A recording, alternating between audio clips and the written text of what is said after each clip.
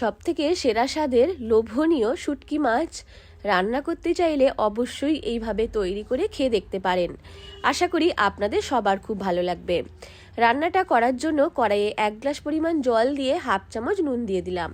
জলটা গরম হয়ে গেলে আমি এখানে 10টা মতো শুটকি মাছ নিয়েছি। যে কোনো শুটকি মাছ দিয়ে রান্নাটা তৈরি করতে পারেন। শুটকি মাছকে গরম জলের মধ্যে দিয়ে 2 থেকে 3 মিনিট হাই ফ্লেমে ফুটিয়ে নেব। তাহলে মাছটা সেদ্ধও হয়ে যাবে, সাথে খুব ভালোভাবে পরিষ্কার হয়ে যাবে।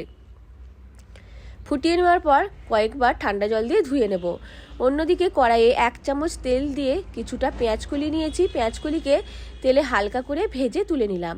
কড়াইয়ে আরও 2 চামচ তেল দিয়ে 3 চামচ আদা, রসুন, পেঁয়াজ আর কাঁচা লঙ্কা বাটা দিয়ে ভালো করে ভেজে নিয়ে দিয়ে দেব পরিমাণ মতো লঙ্কা গুঁড়ো, হলুদ গুঁড়ো। অল্প একটু জল দিয়ে মশলাটাকে খুব ভালো করে কষিয়ে নিচ্ছি। ভালো করে মশলাটা কষানো হয়ে গেলে দিয়ে দিলাম স্বাদ মতো নুন আর দিয়ে দেব আগে থেকে ভেজে রাখা পেঁয়াজকলি। মশলার সাথে কিছুক্ষণ কষিয়ে নেওয়ার পর জল দিয়ে দেব পরিমাণ মতো জল, প্রায় 1 কাপ মতো জল দিয়ে দেব। সব কিছুকে মিশিয়ে পেঁয়াজকলিকে সেদ্ধ করে নেব, সাথে মশলাটাও খুব ভালোভাবে কষানো হয়ে যাবে। ঢেকে রেখেছিলাম, ঢাকনা খুলে দিয়েছি। পেঁয়াজকলি সেদ্ধ হয়ে গেছে, অন্য একটা পাত্রের মধ্যে ঢেলে রেখে দিলাম। কড়াইয়ে আরও 1.5 চামচ মতো তেল দিয়ে মাছগুলোকে পরিমাণ মতো নুন হলুদ মাখিয়ে ভেজে নিচ্ছি। মাছকে তেলের মধ্যে দিয়ে বেশ উল্টে পাল্টে ভেজে নেব। আর এই মাছ ভাজতে খুব কম পরিমাণ তেল লাগে, কম তেলের মধ্যেই ভাজা হয়ে যায়।